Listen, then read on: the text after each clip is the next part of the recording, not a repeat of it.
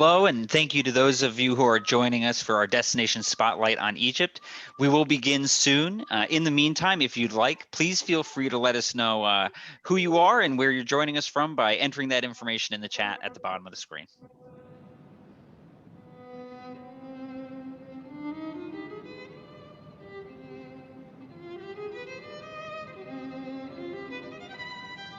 Hi, Marilyn from BC. Thanks for coming. We appreciate having you here. Hi, Lisa. Greetings to you in North Carolina.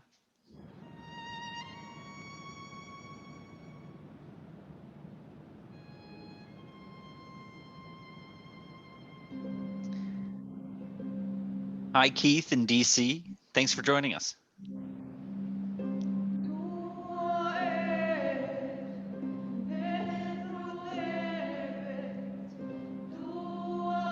Hi to the Kelleher's in Florida. Thanks for joining us.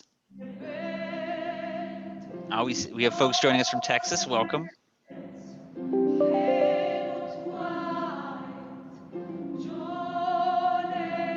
Marjorie from Buffalo. Thanks for coming. Hello to you in Washington State. Julie's joining us from Boston. I'm in Waltham, so almost neighbors.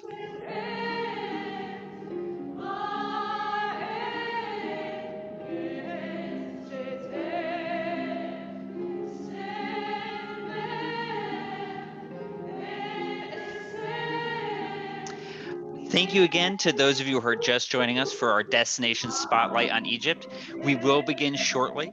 If you'd like, please feel free to let us know who you are and where you're joining from. Hi, Alba. Thanks for joining us from Texas. Reese in Santa Fe, New Mexico. Wonderful, beautiful city. Barbara from Canada, welcome.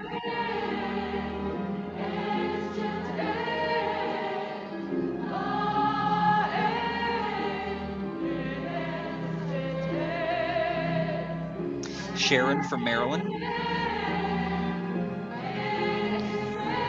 Hi, Laura.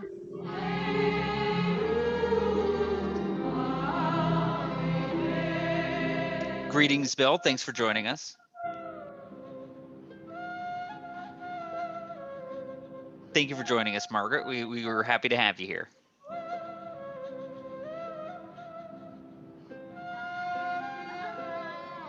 Alan, Helen, thanks for coming.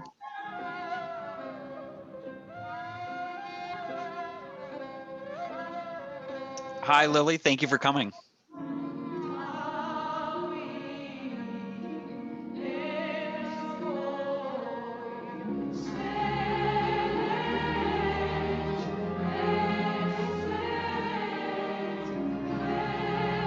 Russ and Bonnie, thanks for joining us from Florida.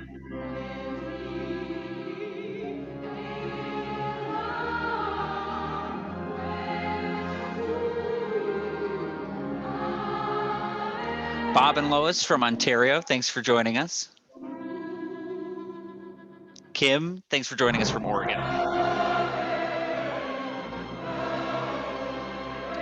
All right, folks, thank you again for joining us for this Destination Spotlight on Egypt. We are so grateful to have you here with us today, and I think you're really going to enjoy this Destination Spotlight. Now, before we begin, we want to touch on a few housekeeping items just to remind you that during this webinar, we can't see or hear you. You will be able to see me and our guest, but we do want to hear from you. So if you have questions that you would like us to address during the webinar or in the question and answer session at the end, please submit those questions to us in the Q&A section at the bottom of your Zoom screen. Or if you're joining us on Facebook, you can also put the questions in the comment section there, and we'll try to get to as many of those as we can. We have already had a bunch of questions submitted, so we'll work those in as well. And I should note that we have had a lot of questions in particular about COVID-19 and how that's going in Egypt. And what I would encourage folks to do is, if you have questions about your specific departure date, please give us a call, and our travel support team will be happy to talk to you about your plans. And so if you have individual questions, please reach out to us and we will be happy to help. Now, today we are thrilled to be joining you for this installment of our Travel Tuesday Travel Talk series with the Destination Spotlight on Egypt. For years, we have been helping our travelers fulfill their dreams to visit this incredible destination. Now, many of our travelers are initially drawn to Egypt because of the incredible monuments of Egypt's ancient civilization. Now, the thoughts of standing before the Great Pyramid at Giza or walking through the temple at Luxor fuel the imagination and build our adventurous spirit. But what our travelers find, however, is that there is so much more to learn about Egypt than they could have imagined. With Go Ahead, our travelers will also experience what modern Egypt has to offer, from traditional music and handicrafts to authentic cuisine. And today, we are going to take you on a journey that follows the path of our flagship itinerary of Egypt. We will also be joined by one of our tour directors who will give us a taste of what it's like to explore this incredible country. Now, before we begin, let's talk a little bit about the Go Ahead difference. So when you travel with Go Ahead, we of course have expertly crafted unique itineraries that are designed to give you the best feel of the country possible. We also take care of the details for you. We take care of hotels, meals, and make sure that all of those arrangements are handled. In country, we take care of all of your transportation, and when necessary, additional security measures, if those are required, we take care of those as well. We have our local guides and our expert team to support you. But what I think really sets us apart from everyone else is our tour directors. And with that, I am very excited to introduce you to our guest today. Samia El Badri is one of our tour directors, and she is an Egyptologist, and she has been leading Go Ahead groups for a number of years. You'll see that she is truly an expert on all things Egypt, and her passion is to teach travelers about her incredible country. We're so lucky to be joined by her today, and I would just love to say hello, Samia, and welcome. Hello, Nelson. Hello, everyone. Hello, my friends. I really miss you so much. Come and join me during Ramadan and enjoy the lovely meal together. Thank you, Nelson, and glad to be with you today. Wonderful. And I'm glad that you mentioned that it is Ramadan, and we say happy Ramadan or Ramadan Mubarak. And Happy uh, Ramadan, blessed Ramadan. The Ramadan is the holy and religious month for all the Muslims. We all celebrating together. And actually, it's 1 month a year. We fast from the dawn till the sunset. And during the fasting hours, it's not allowed to drink or eat. Smoke, it's forbidden. Sexual relations, it's forbidden during the fasting hours. And once the sun set, we break our fasting by a special meal called iftar. And usually we have a special drink. And I just had my iftar a few minutes ago, and it's very delicious. It's dry figs, dry apricot, and dates. And actually, it's very healthy because it replaces all the minerals we lose during the fasting hours. So usually we have this special drink before we start having our meal. Ramadan for the believers, it's like a good rewards or the best rewards from Allah to all the believers. And of course, the prize, it will be the paradise. So everyone in a hurry to get more blessing from Allah during Ramadan month. And of course, the Allah, He guarantee us in His holy book in the Quran that if we did the fasting correctly, physically correct, He will forgive all of us from all the sin we did before that. So it's a good prize. Everyone is happy during Ramadan. Wonderful. Well, thank you so much for sharing that with us. And I'm so excited to learn even more from you today. Um, Today, we're going to, as I said, follow our itinerary of Egypt and the Nile. And what I would love for you to do is just set the stage for us and talk about what it's like for someone to explore Egypt for the first time. Of course, for 12 days, it's enough time to see and explore and touch and feel every archaeological sites.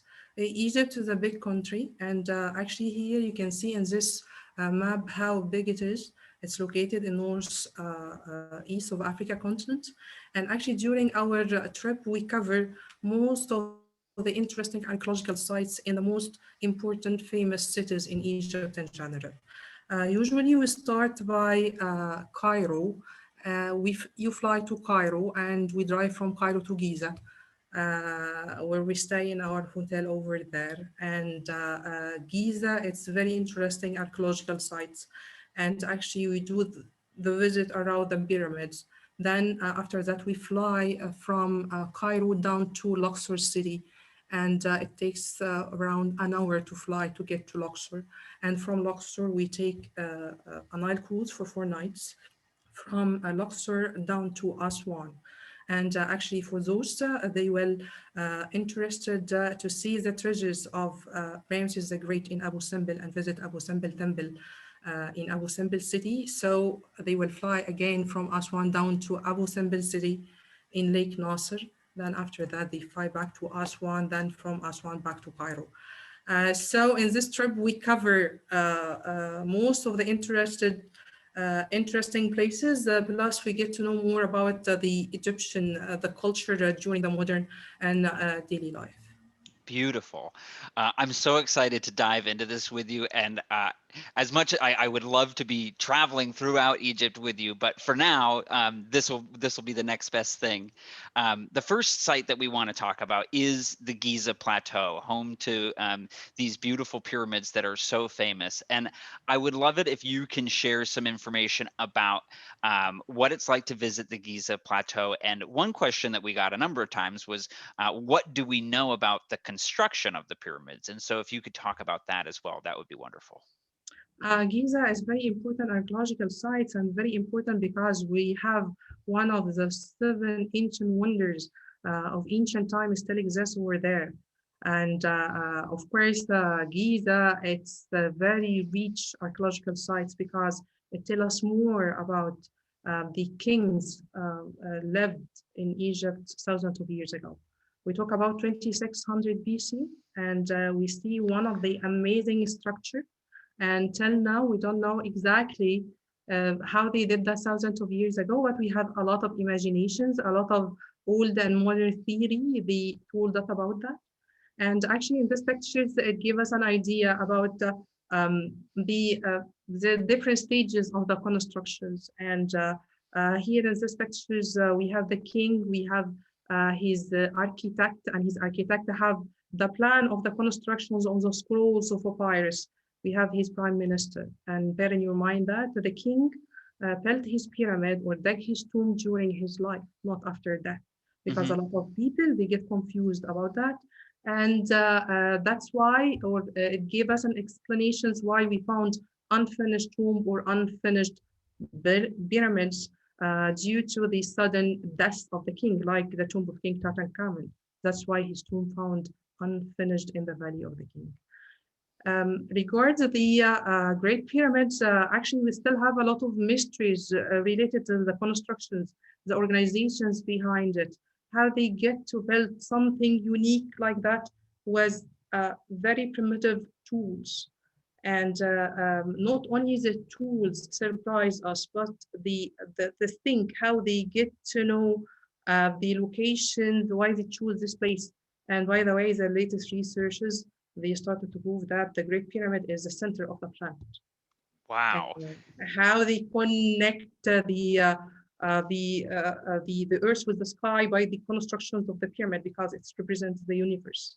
The 4 corners of the base of the pyramid are facing the 4 cardinal points. The locations of the pyramids connected to the locations of the stars in the sky. It's like it's a circle of the energy between the pyramids and the earth and the sky connected together. That's why we still believe and feel the energy around this place. When you stand in front of the pyramid and you look into the side of each block separately, you will be amazed. Some blocks on the base of the pyramid, the weight goes up to 25 ton. How they move it, how they lift it up, how they arrange the stones, and there is nothing between the stones, by the way. So it's like Uh, No they mortar, no cement, nothing. Nothing, nothing. They just like a puzzle, and you connect the puzzle and you put it, and you just finish the first level. Let's put the second layer. And during the constructions, they built passages and the inner chamber and the big gallery to house the mummy of the king. So it's like a lot of things behind it. It's so incredibly precise and so impressive considering you said that these were built thousands of years ago. I mean, what an incredible piece of engineering. And still standing. And actually, in this pictures, you can see the pyramid in the middle still has the original part of the original casing. So try to imagine the whole pyramid was smooth surface.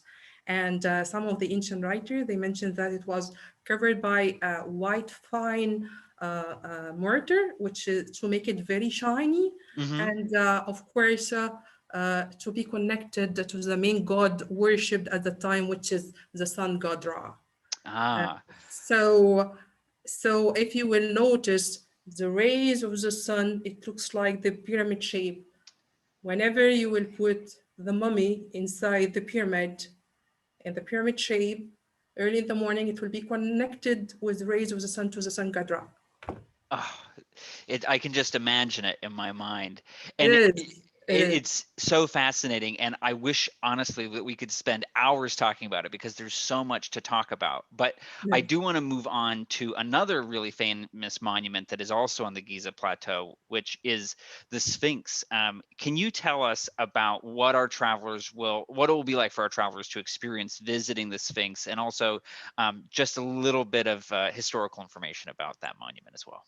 Actually, when you walk anywhere in Giza Plateau around the pyramid, and suddenly you find the huge state, huge sphinx like that.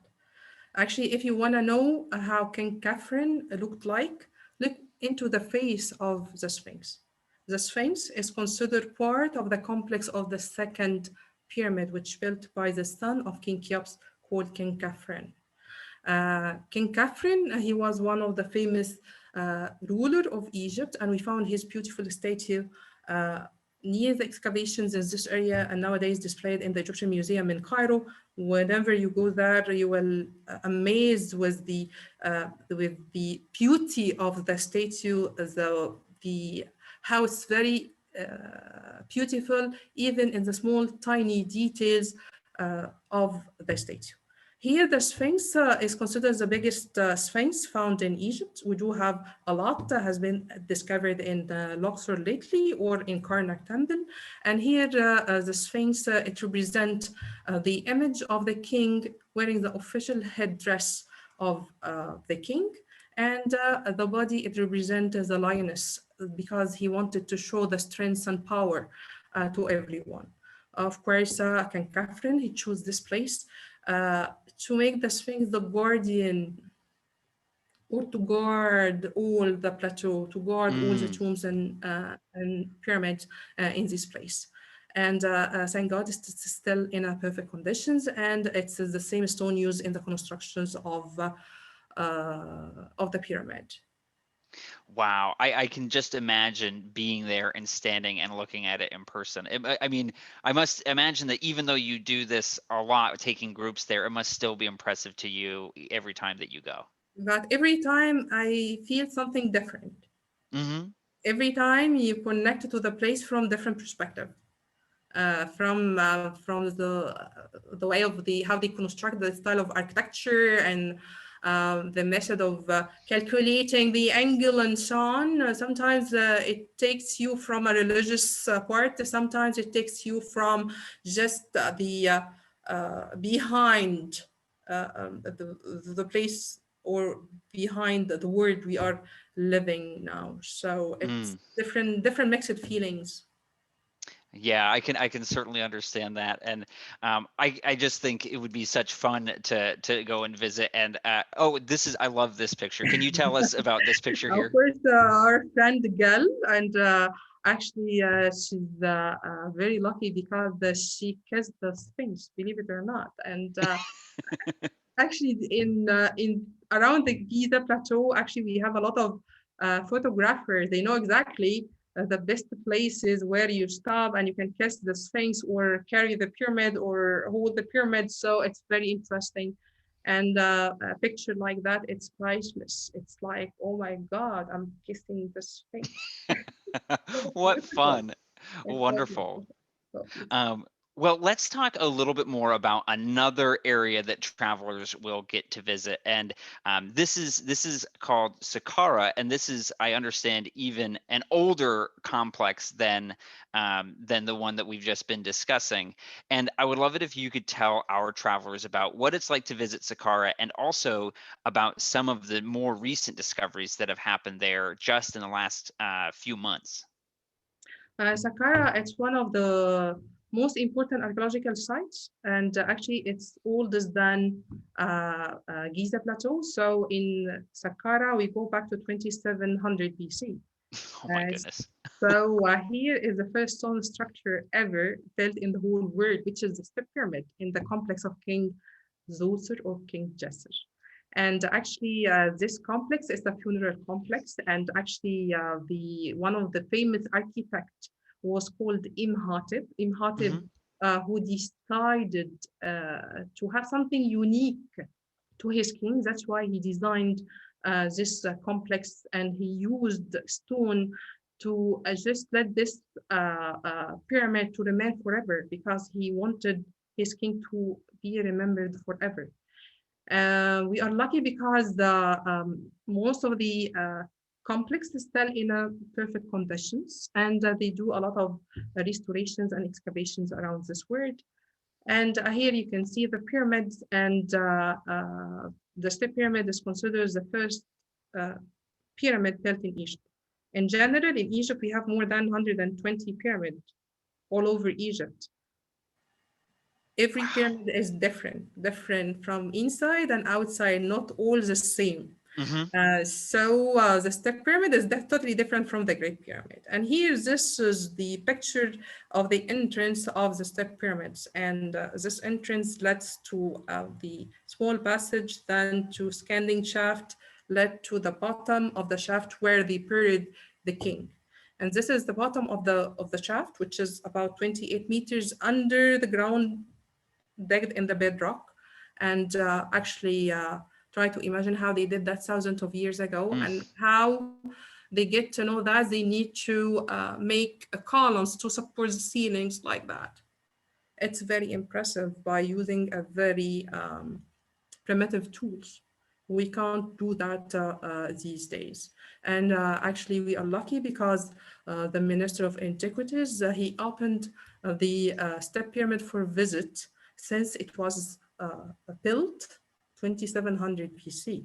So nowadays we can go inside for the first time since it was built. Oh, wow. That is really incredible. And It now is. I would love to ask you a little bit more about some of the decorations as well. I understand that this picture that we're looking at now, if you could just tell me a little bit about what we're looking at and what the purpose of these decorations is. Of course, in Saqqara Plateau, we have pyramids and we have tombs. And actually, the tomb, it represents the wealth of the person. Um, like the houses we have today. If you are from rich family, you will have a fancy big house. For them, the most important things is their tombs, their pyramids, not their houses and their palaces. That's why we found a lot of tombs, different sizes. Some of the tombs found with more than 30 rooms, believe it or not. Oh my goodness. We are lucky because the ancient Egyptian people, they recorded, they carved every tiny details about their lives inside their tombs. This is very important because this is where we get our informations about their lives. Because Right. from the main entrance of the tombs, you will find the image of the owner of the tomb.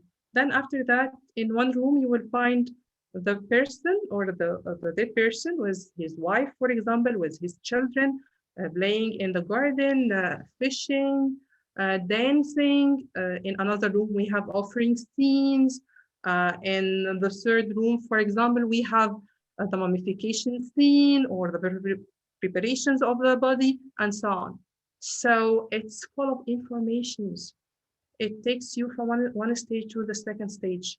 They believe that by the magic spell, they will back all these scenes to life again, and they will be combined with the spirit of the deceased. He wanted to be with his family. He wanted to be with his friends. That's Mhm. why he decorated his tomb with these beautiful scenes. All these colors, this is original colors, by the way. And actually try to imagine how long it takes to prepare a tomb like that. Uh, Digging the tomb, then preparing the wall, then Right. the drawing, then the carving, then adding the color. Oh my God, it's a lot of work. Yeah, and I think that one thing that, as we've been preparing for this, that I have found so fascinating is just how much we continue to learn. That like that this is still an ongoing process where through archaeology we keep learning more and more about this incredible civilization. I understand that in Saqqara that they recently made a discovery, and I would love it if you could tell us just a little bit about what was found there. Try to imagine that Saqqara, it was used for more than 2,000 years.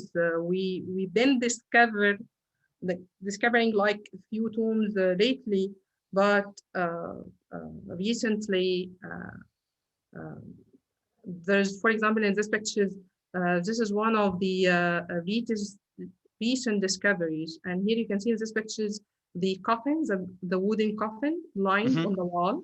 Try to imagine only one shaft, one hole under the ground. They found more than 300 coffins like that.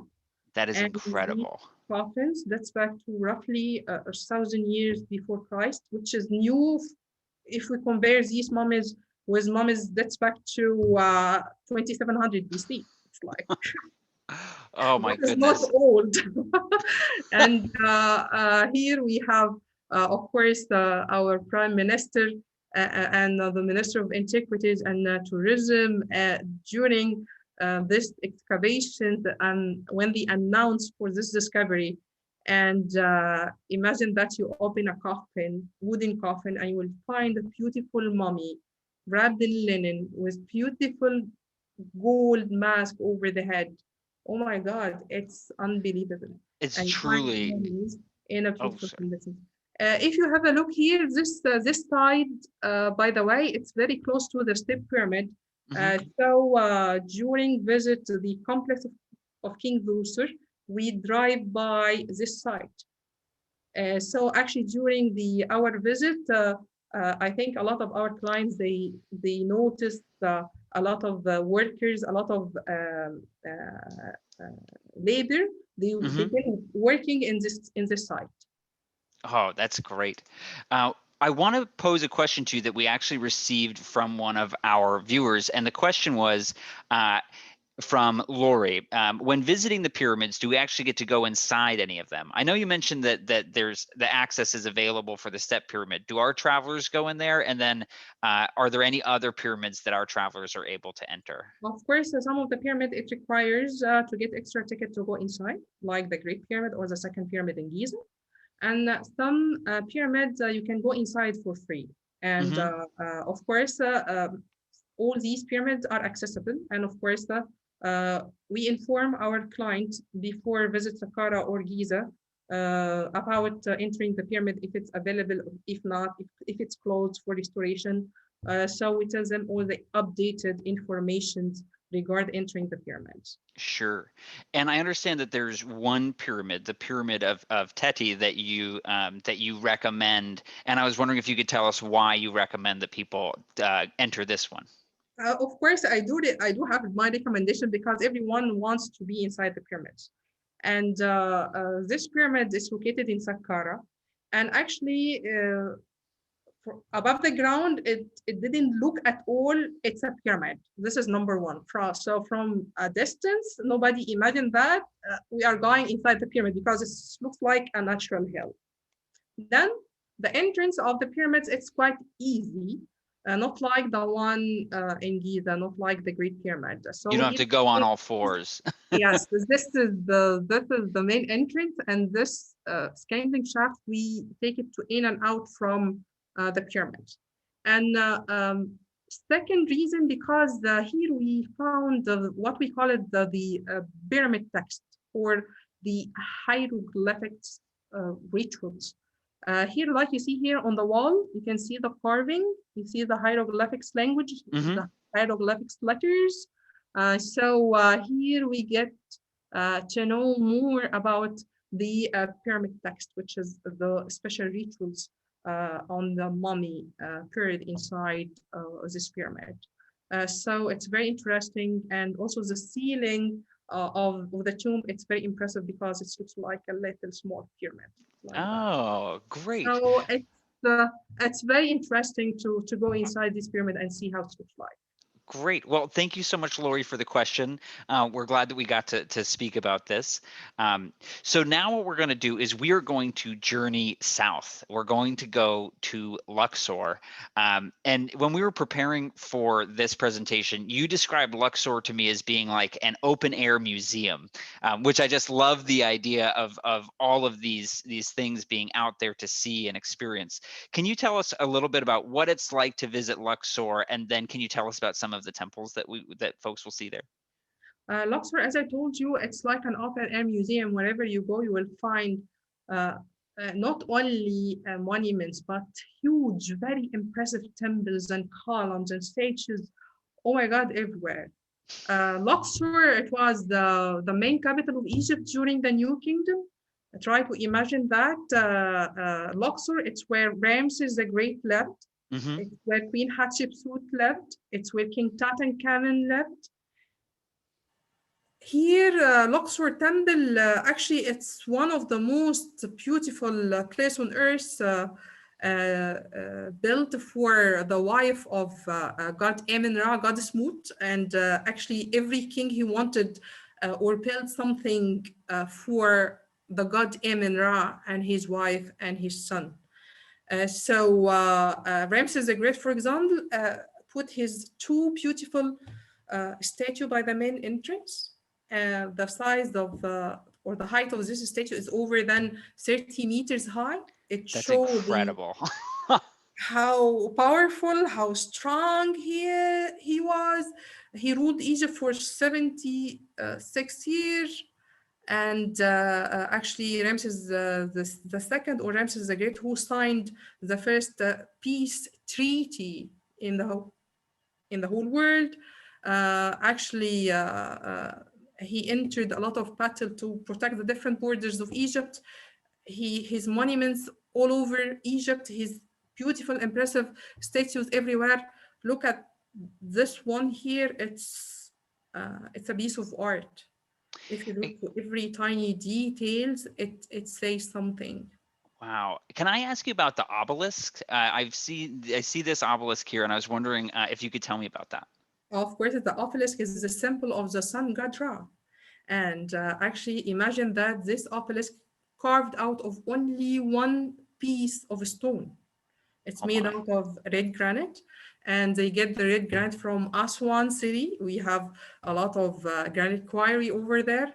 And actually, during the ancient time, the top of the obelisk, looks like the pyramid, was covered by something called electrum, which is a mix of gold and silver together. Oh, okay. So imagine that if you will put the obelisk by the main entrance of the temple early in the morning, when the sun rises, the rays of the sun will be reflected on the top of the obelisk to the main entrance and illuminate the main entrance Oh, in the morning. that is so cool to think about. Oh, It is. But how they cut it, how they move it, how they lift it up. When you come to Egypt, I will tell you more about it. beautiful. Now, I also want to ask about these columns. Now, they are huge, and it looks like you're almost walking through a forest or something. It just looks so It impressive. is. And um, so when our travelers visit, do they get to walk through these columns like we see this gentleman here?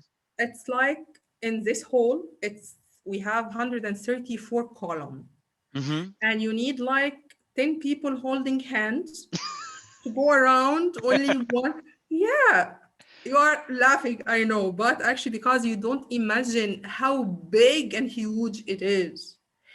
And actually, if you look in every column separately and you see the decorations, the carving on it, and you see the traces of the colors, the original colors remain thousands of years ago. Inside this hole, actually, we have a lot of religious scenes. It's the processions, the Mm. offering, the different king making the offering to different god and goddess. Actually, this whole actually part of it was made or built by King City first, and the second part was built by King Ramses the Great or Ramses the Second. So everywhere you find his name written in the cartouche. You will see the offering processions. You will see the celebrations, the religious celebration carved on the wall inside the temple. So try to imagine that temple is the house of the god. It's they went there to get the blessing from the god. That's why Ah. they made a lot of offering. I wanna get the blessing from the god. So that's why it's very colorful and we still have beautiful scenes everywhere. Ah, it looks absolutely gorgeous. And with these obelisks, I see them, and I know that we touched on them before, but I really want to talk about this site here. This is the Temple of Queen Hatshepsut, and this I remember learning about this in high school. And is it right that it's built right into that mountain? Of course, Queen Hatshepsut, she was one of the most famous female pharaoh, where a woman ruled Egypt for around 20 years. And actually, the previous slide about the obelisk, it's the obelisk of Queen Hatshepsut. So Hatshepsut made an obelisk for the god Amun-Ra, and she put it in his temple in Karnak. Mm. And again, Hatshepsut, she wanted to have like special present, special gift for the god. That's why Mm-hmm. she carved this temple in the bedrock, and of course, it's dedicated for the god Amun-Ra as well.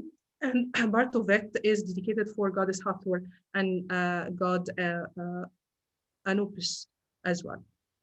Queen Hatshepsut, by the way, she used to dress like the pharaoh, not Mm-hmm. like a man. She used to wear the royal official headdress of the king.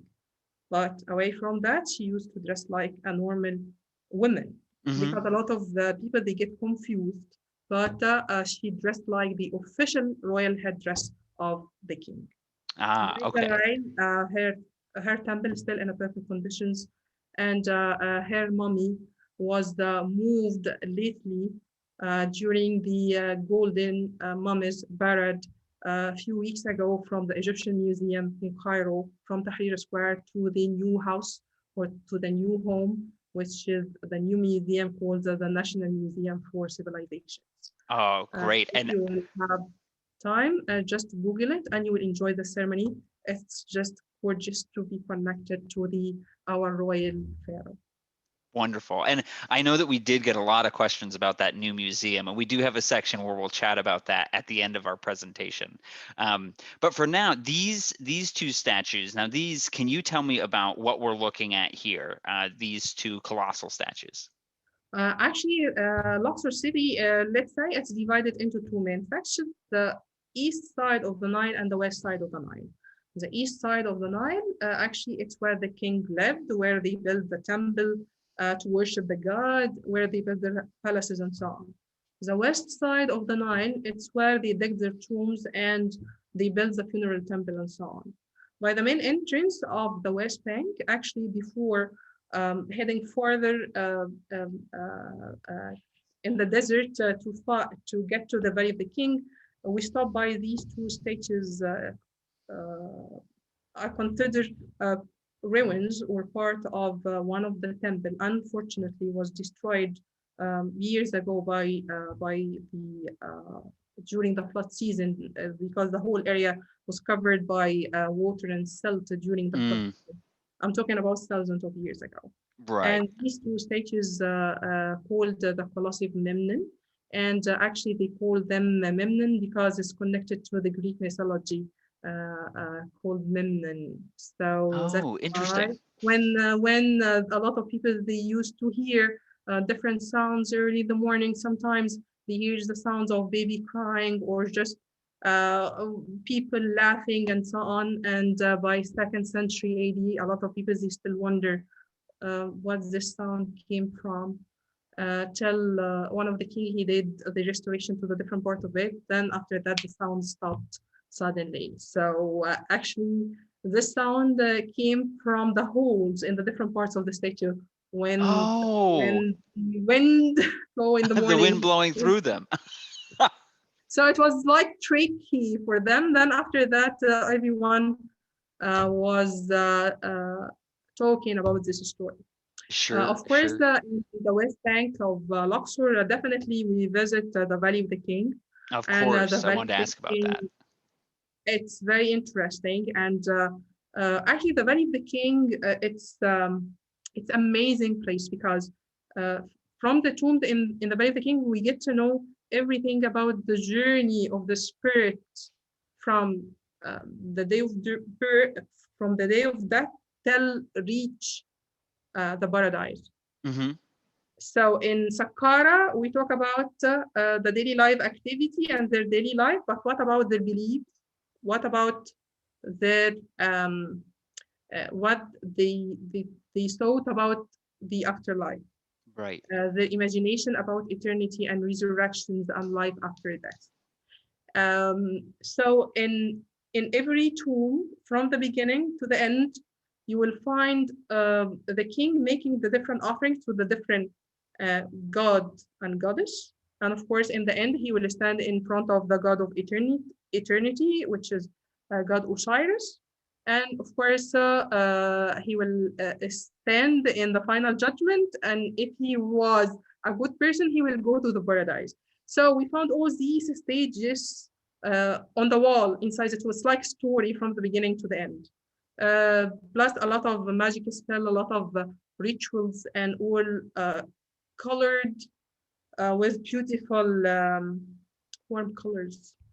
Like you Mm, see here in this pictures, for example, this is part of this is the only section decorated in the tomb of King Tutankhamun. And unfortunately, it was discovered unfinished and is considered the smallest tomb in the Valley of the King. I'm talking about the size. and so you were talking before about how some of these things would be unfinished, and I understand that King Tut was quite young when he died. And is that the reason? Yeah, nobody expects his death in this young age. He was a boy. He was 19 years old. And in the other hand, you can imagine he was a boy and he had all these treasures. In Right. this tiny small tomb, they found more than 5,000 pieces, found 5,000 artifacts. My Most of goodness. these pictures, when this tomb discovered in 1922 by Howard Carter, it was like a junk room or a storage. They found, yeah, try to imagine all this. They found it like that. Yeah. It's like, oh my God, what is that? They found more than 5,000 pieces, the majority made out of solid gold or covered by layers of gold or by precious and semi-precious stones. Nothing like that. And of Wow. course, the golden mask of King Tutankhamun and his small little statue, his golden coffin, and the good Anubis or his jewelry collection. Oh my God, it's like unbelievable. The Look how colors are tiny. still so vibrant. Yes, and of course the stones was very important for them. Here Hmm. we have the beetle, the scarab. It was a symbol of resurrection. So it was very important charm or amulet. You will find it in the jewelry collection. You will find it on the coffin. You will find it on the scrolls of papyrus, even on the decorations of the pendant, because it represents resurrections, the resurrections of the spirit, the cycle of the spirit. And actually here we have the Eye of Horus. And of course, in the US dollar, you have the eye. And Right. actually, Horus was worshipped in Egypt, and we use it to protect us from the evil spirit. That's why a lot of people, they still wear the Eye of Horus, or in the Islam world, they have the hand of Maryam we call it khamsa in Arabic. Oh, wow. I just looking at these pictures, it's just so incredible. I do want to transition though to talk a little bit about Aswan. And in particular, I want to talk about there's an excursion that we offer where you get to go and visit with folks in a Nubian village there. Can you tell me a little bit about what it's like to visit Aswan? And then I would love to hear more about the visit with the folks in the Nubian village. Aswan, actually, it is the paradise on earth. Ah, It's very peaceful place, very beautiful. The scenery is gorgeous, greens everywhere. The Nile in this part of Egypt, it's unbelievable. Imagine that you stay in a hotel in the middle of the river in Aswan in a little island, and you catch the view of the Nile from every directions, oh, and you see these small sailboat is called the felucca. It's the small old sailboat. And actually, Aswan, the old name of Aswan is Swan, which means market. And Aswan, it was the center for trading between Egypt and different countries in Africa. And actually, Aswan, it's a very big city, and um, what we call them, the Nubian people. They are Egyptian, but they have their own tradition and culture and habit and costume. The Nubian people are very friendly and very kind. Really, if I want to move from Alexandria, I will move and live in Aswan. And of course, during our stay in Aswan, we take the Faluka ride around one of the beautiful islands over there. And one of the Nubian men or gentlemen, he introduced the let's say the Nubian rhythm, the Nubian songs to us. So he sing in one of the famous Nubian song, and he teaches how to dance with the beat. ah. The rhythm, it's different than the normal rhythm you hear. It's not the African rhythm, and it's not the Arabic or modern rhythm. So they have their own line.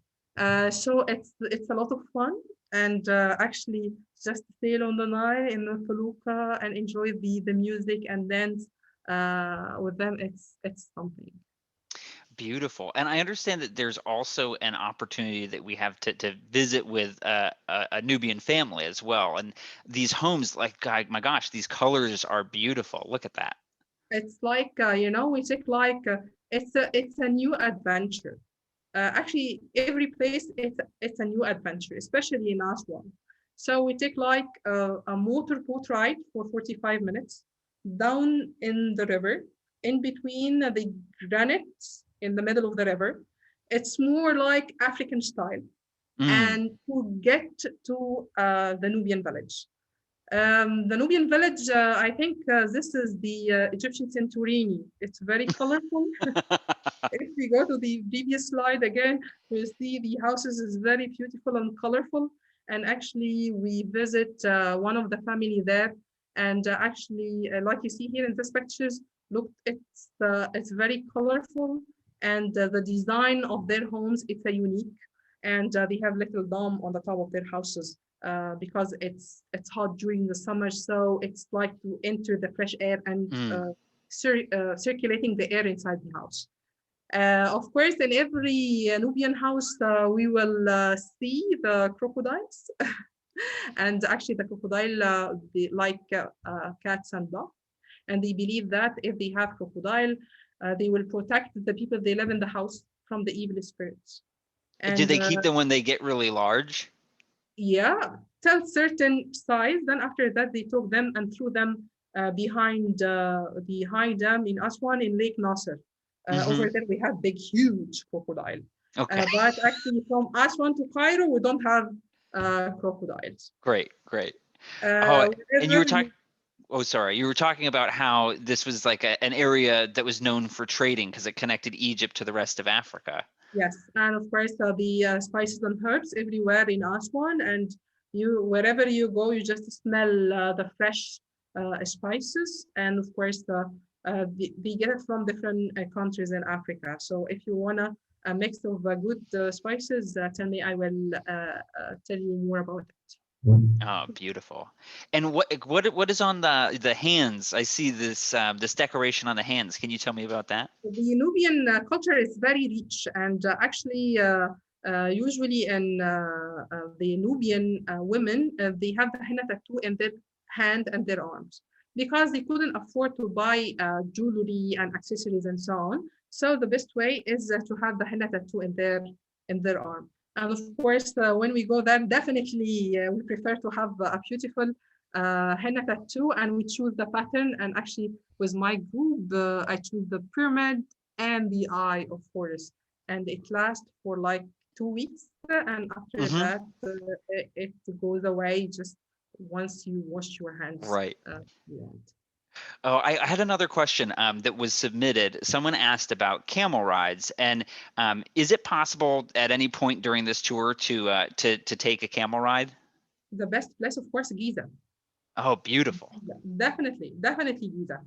Giza, because it's like you take the camel ride in the deserts, in the space, right? And you can Hmm. take a different view of these three big pyramids together from different directions. So there is Hmm. nothing like to take pictures, the camel and the pyramid. Oh, So the great. best place to be. Well, that's a great answer. For those of you that were wondering about camel rides, you can do it on the Giza Plateau. What an experience. Um, all right, so let's talk quickly about Abu Simbel. Now, Abu Simbel, we do offer an excursion to go here, and it's quite a day because it is so far out there that you need to fly there, and so you do a short flight there and a short flight back in the same day.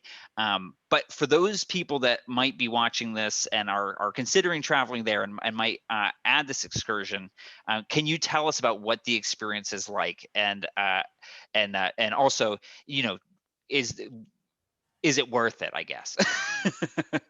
Actually, from my perspective, um, when you hear about it, it's not like when you just stand and find the temple right in front of your eyes. Actually, these two, actually, there are two temples, not only one. One for Ramses the Great and one for his wife. Try to imagine the two temples dug in the bedrock in the mountain. Beautiful decorations, beautiful carving, very impressive colors, and very impressive love story between the king and his wife, Queen Nefertari. Mm, Who can do that? Who can build very impressive temple for his beloved wife? He used to say the sun rises only for her. When she died, he imagined that the Lake Nasser it's filled with her tears, with his tears oh, after her goodness. death. Her tomb in the Valley of the Queen is considered the most impressive tomb ever found, with beautiful colors, decorations, and don't forget her a beautiful um, design of her clothes, how she was very beautiful and elegant, and oh my god, a lot to say about Ramses the Great, a lot to Right. say about Nefertari, and it's worth it because even during the modern times, the two temples they were in a danger because during the constructions of the High Dam 1960 in Aswan. The water level increased in Lake Nasser and was about to cover the Right. temples, and UNESCO organizations held a very ambitious project to protect our treasures and our heritage. And imagine that they cut the two temples into pieces and they numbered every piece and they Wow. moved them to another place. Then they lift up the ground. Then they reconstruct the two temples again on the top. How impressive. Like when you read about this project or when you watch a documentary about moving Abu Simbel temple and how they reconstruct the temple and they keep the same angle and they keep the preserve and protect every tiny piece of stone as it was. This is very impressive.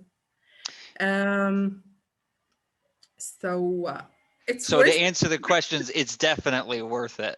Definitely, definitely, definitely. All right. We still have a good amount of ground to cover, but we don't have very much time left, and I do want to get to questions, so I'm going to move us on. So one thing we talked a little bit about was Egyptian crafts, and I understand that travelers will have an opportunity to see rugs being made. Can you touch on that very briefly?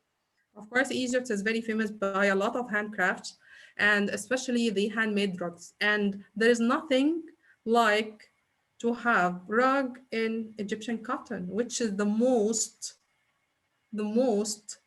valuable product on earth. Egyptian cotton, it's well known, very fine. Mm-hmm. And of course, when you have the handmade rug made out of pure Egyptian cotton or silk on Egyptian motifs or pharaonic motifs and get to know more about the different nuts, how they make it, the different materials used, how the women and kids they work in these places to make their living.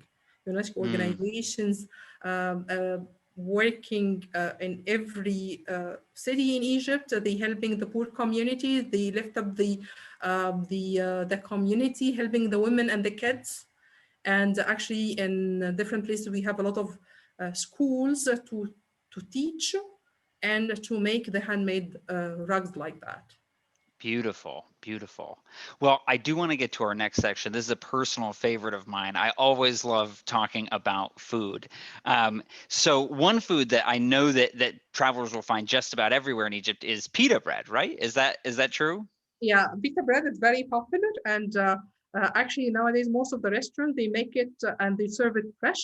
Oh, And beautiful. actually, here, this picture, this is the Egyptian falafel. And by the way, the Egyptian falafel, it's different than the Lebanese falafel. The Egyptian falafel made out of fava beans. The Lebanese falafel made out of chickpea. So Mm-hmm. the taste is different. And usually we have the falafel dipped with the tahina, which is the sesame seed. Oh, it sounds delicious. And here is the kebab and kofta, the beef and veal, and we always have it grilled during lunchtime. And actually, lunchtime is considered the main meal here in Egypt. So we usually have very light breakfast, and the main meal is lunch, and very light dinner. Beautiful. Now, this dish, we My talked about favorite. this, and My I am favorite. fascinated. Now, is it pronounced koshery? Koshery. And Mm-hmm. actually, it's very easy to make it at home.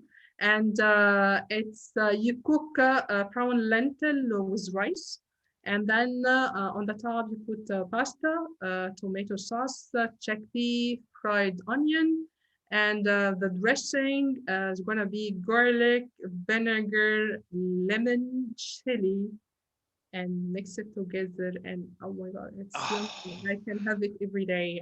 I don't have any problem. I want to try it. And you said that in Egypt, this is almost like a fast food kind of like Yes, like this lots is of street vendors have it. yeah, yeah. This is definitely wherever in the very even the very poor areas, koshery beans and falafel. It's very handy, and actually you can have it anywhere. By the way, during our stay on the night cruise, we have like what we call it the Egyptian night, Hmm. and the chef prepare all the Egyptian delicious dishes like koshery, falafel, like stuffed vegetables, like vine leaves, all these delicious dishes. Uh, Beautiful. so they will enjoy that. Great.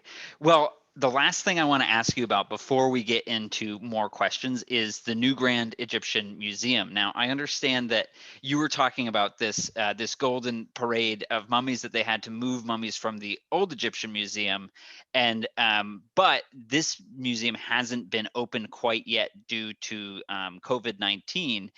We got a lot of questions asking about when it was going to open, and I'm curious to know, what have you been hearing about that?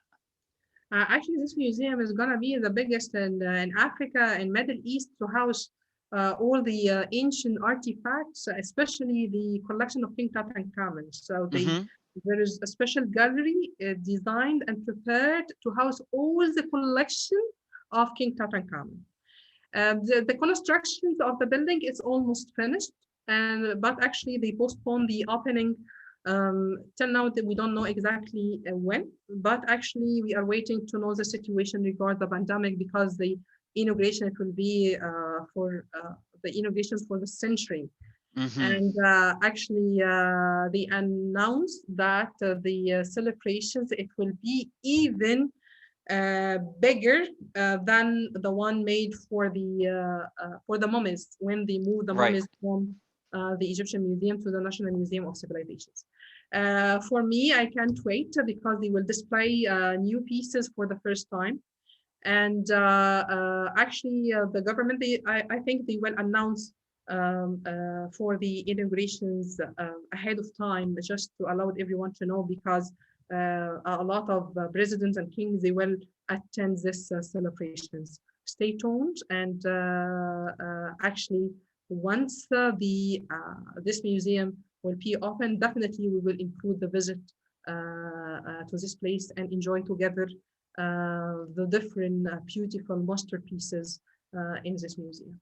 That is so exciting. And especially to hear you, someone who is an Egyptologist, say there's going to be new things that you haven't even seen. What an incredible experience that will be. Well, let's get to some questions. I want to ask you some that were submitted to us beforehand, and then also some that have been submitted during the course of our session.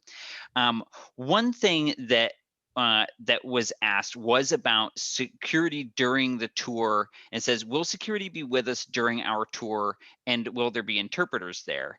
Can you tell us about what kind of additional security measures Go Ahead Tours takes when we have groups in Egypt?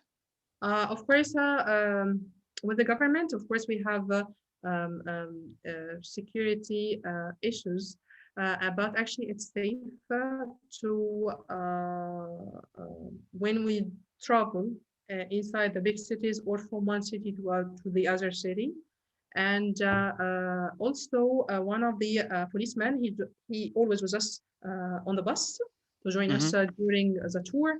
And of course, before the group arrive, we send the full details about the itinerary, about all the places we will stay in, and the timing, the everything regards the tour. We send it to the police department to arrange all uh, um, the the normal arrangement for the groups all over Egypt. Great, great. That's really helpful. I had two questions about like what to pack and clothing. One, this question has said, are there any expectations around attire, especially for women, regarding like religious observance? Are women expected to cover their heads when they're touring in Egypt, for example? Uh, Egypt, it's an Islamic country, but we are moderate. We are not like Saudi Arabia, and we don't like Turkey. We are in the middle. To wear a scarf or not, of course, it's up to you. Hmm. But it's not obligatory for the women to wear the scarf, except only visiting the religious places. For example, during the tour, we visit the Mosque of Muhammad Ali in the citadel of Saladin. That's why we cover our head and wear decent clothes, cover the leg and shoulders and arms. Because it's like a kind of respect. We respect these places, religious places. That's why we cover the head. Away from that, of course, feel free to wear whatever you want. Of course, the most important things is to wear light clothes, cotton, because most of the time we walk a lot. Try to imagine that you walk around the pyramid in 100 degree. Right. A short is fine, t-shirt is fine, and the Right. most important things is the comfortable walking shoes and hat, sunglasses, sunscreen. Sun protection, yes. That leads me to another question, and I know we touched on this, but we did get a couple of questions about the best times to visit Egypt. I know you said that July and August are really, really hot, Better. so But those are we places that do you have might want. Yeah. some clients they prefer to come in the summer. By the way, Oh, really? I did tours in the summer in July and August before. So some people they prefer to stay or exposed more to the sun. So Sure.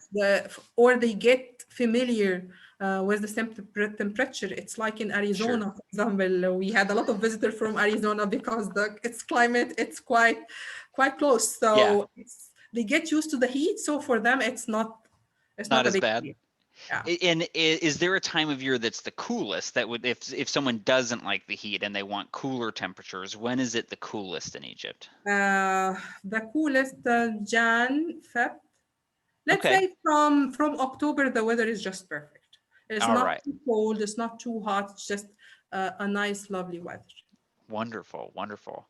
Um, know that we are running out of time. I do want to ask one more question, and this is sort of more of like a history question. But what kinds of materials would coffins be made out of? I know that's a very big question, but can you talk about the different types of materials that coffins might be made of? Coffin made out of wood. Mm-hmm. The majority of the coffin, but actually we have uh, from the beginning the mummy, the coffin, then another box bigger, which is called sarcophagi, and the Mm-hmm. sarcophagi made out of very hard stone, Ah, okay. So the like the sarcophagus is granite. stone. The sarcophagi is always made out of stone, right? And so they Yep. put the coffin inside the sarcophagi, inside the pyramid or inside the tomb. All right.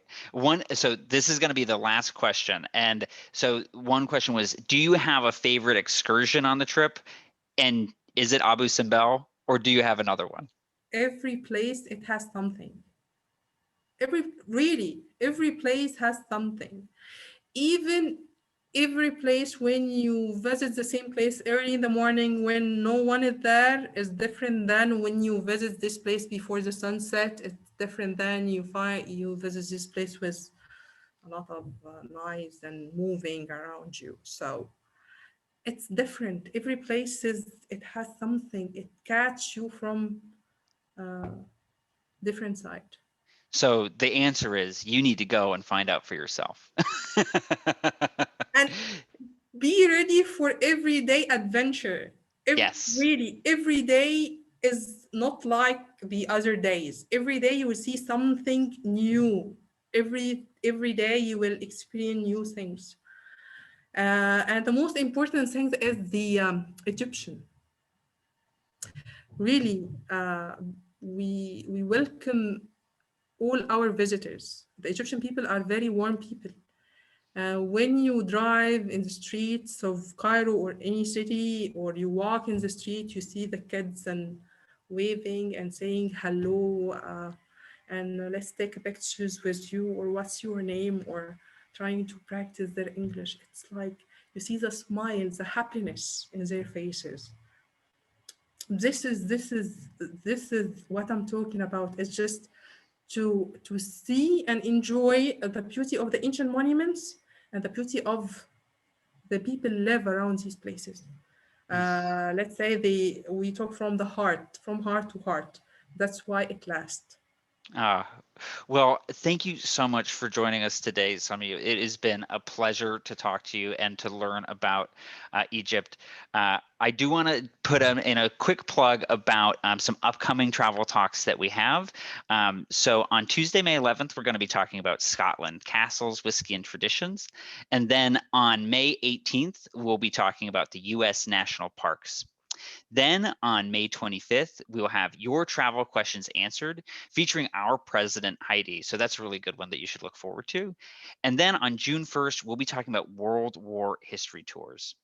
Now, I want to say thank you again, Samia. It has been wonderful to talk to you. And honestly am just, I wish that I could come and visit Egypt today. You've sold I'm me, and waiting for you.